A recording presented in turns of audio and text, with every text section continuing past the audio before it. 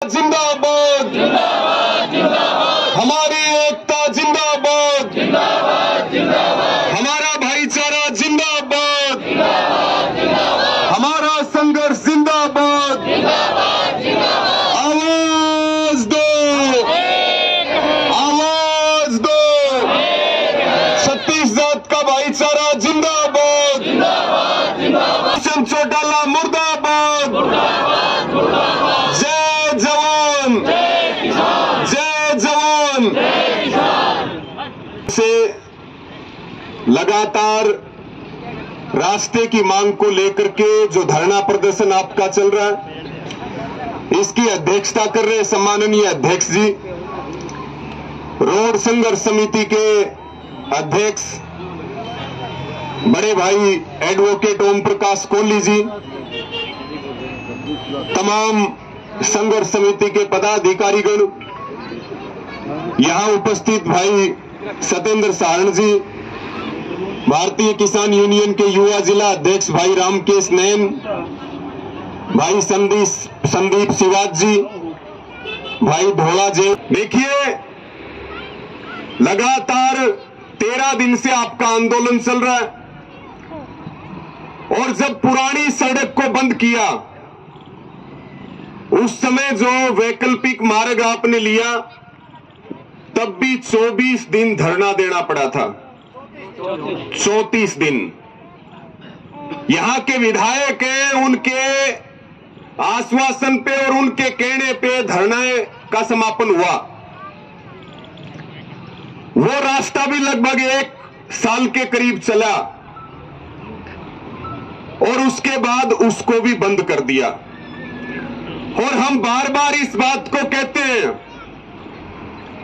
कि ये सरकार जो है सबको बर्बाद करने पर तुली हुई है। शुरुआत किसानों से हुई थी, लेकिन आज सारे वर्ग सड़कों के ऊपर है। सरकार का उद्देश्य है सबकी जमीन छीनना। सरकार का उद्देश्य है अडानी अंबानी का राज कायम करना। 13 दिन से आप जो आंदोलन कर रहे हो, लड़ाई लंबी भी चल सकती है, लेकिन जब हक के लिए लड़ाई लड़ी जाती है तो उसकी हमेशा जीत हुई है और उसकी जीत होगी। यही हमारी सबसे बड़ी ताकत है।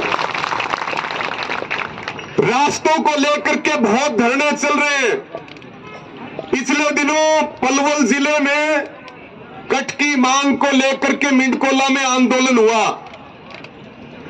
केंद्र की सरकार को झुकना पड़ा। 4 हाईवे के एक्सचेंज पे कट की मांग को लेके ग्रामीण और किसान धरने पर थे। उससे पहले चाबरी गांव में, जींद के चाबरी में हमारा धरना चला, उसमें भी जीत हुई। और तमाम जगह अलग अलग प्रदेशों में अलग अलग जगहों पे रास्ते की मांग को लेकर के आंदोलन चल रहे हैं। पहले आप 34 दिन में लड़ाई जीते हो, कितना भी समय क्यों ना लगे, ये रास्ता हमारे भविष्य की लकीर है।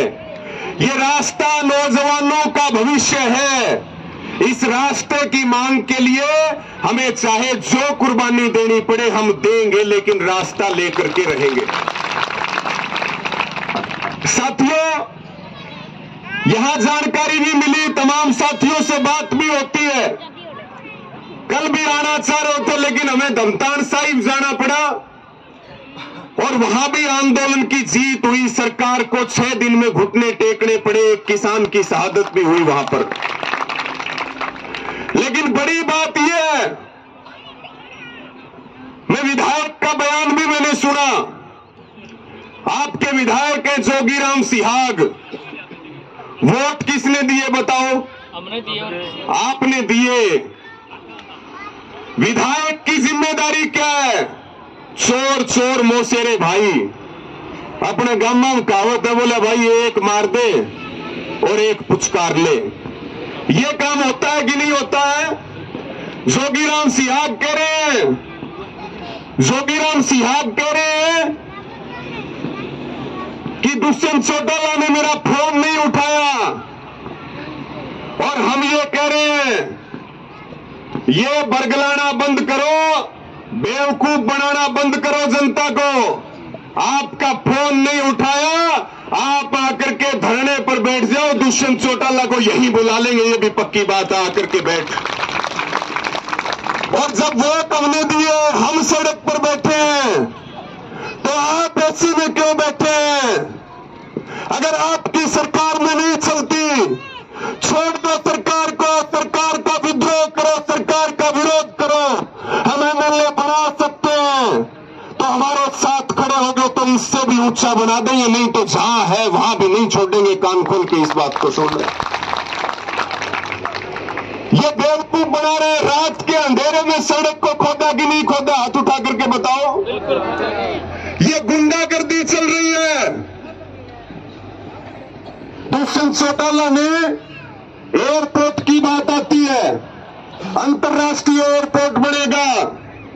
आपने संसद भवन में देखा, कोई अंतर्राष्ट्रीय एयरपोर्ट नहीं बन रहा। जमीनों पे कब्जे कर लिए, अपनी जमीनें खरीद ली, आगे किसी कंपनी को बना करके बेच देंगे।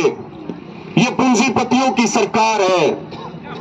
और ये जो मुद्दा है, कल हम भी जब आ रहे थे तो हम भी शहर में जाओ तो इसी रास्ते से पहले जाया करते थे।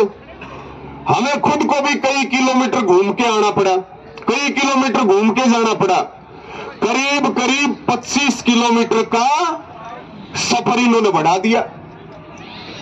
चाहे वो आदमपुर के लोग हो, बरवाड़ा के लोग हो, शहर में जिनको आना है, बरवाड़ा जाना है, पहले 30 किलोमीटर का सफर था शहर से बरवाड़ा का, और अब वो बढ़ करके 40-45 किलोमीटर हो गया।